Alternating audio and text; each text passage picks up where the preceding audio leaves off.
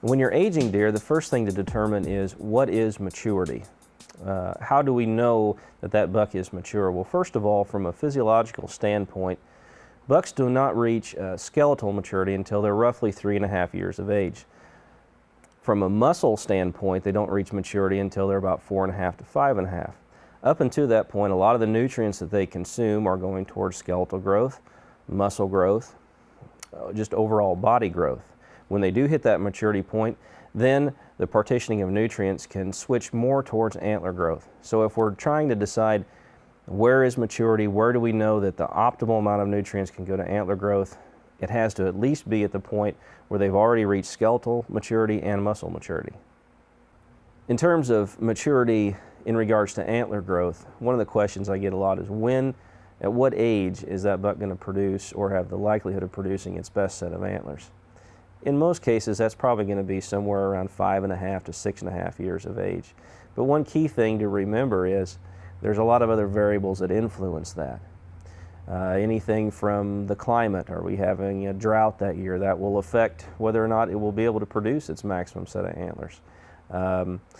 Disease can be another issue, herd stress. Lots of different variables can play into that situation. On the question of what constitutes a healthy deer herd, the basic answer is, first of all, in terms of ratio, buck to doe ratio, would be a 1-to-1 or a 1-to-2 buck to doe ratio. And the very simple answer is what makes a healthy deer herd. And in the most basic sense of what constitutes a healthy number for a deer herd, that is a deer herd that has not overgrown the carrying capacity of the habitat that they live in. They have not overgrown the carrying capacity in terms of food supply and nutrition, in terms of cover and protection. In other words, they have enough habitat, both in food and cover, in order to support the number of deer on that, in that particular area.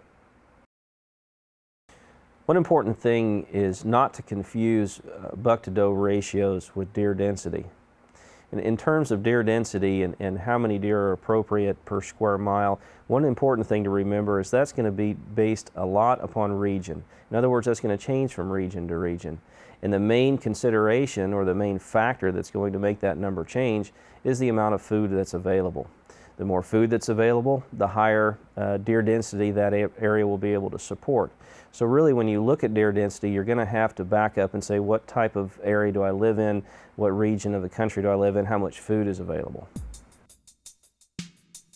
Another way that you can age deer on the hoof, so to speak, is to use your scouting camera. Set that up in an area where deer can walk and you can actually see their tracks in the soil. Now, when you look at a track to try to age it, don't look at the ones that are splayed out from deer that are running, things like that. Those are kind of hard to estimate. A track that's in the soil, that's contacted from the front of the hoof all the way back to the dew claws, if you can measure that track, you can get a good estimate of how old this deer is. For example, a 4.5-inch track or smaller normally are made by very young deer and mostly does.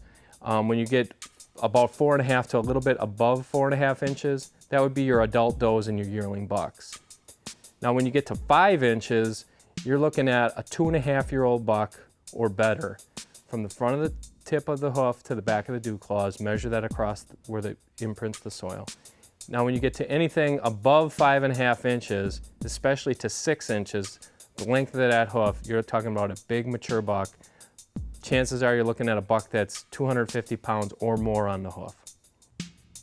Think about this as 4 measurements. 4.5 inches, probably a doe or a yearling buck.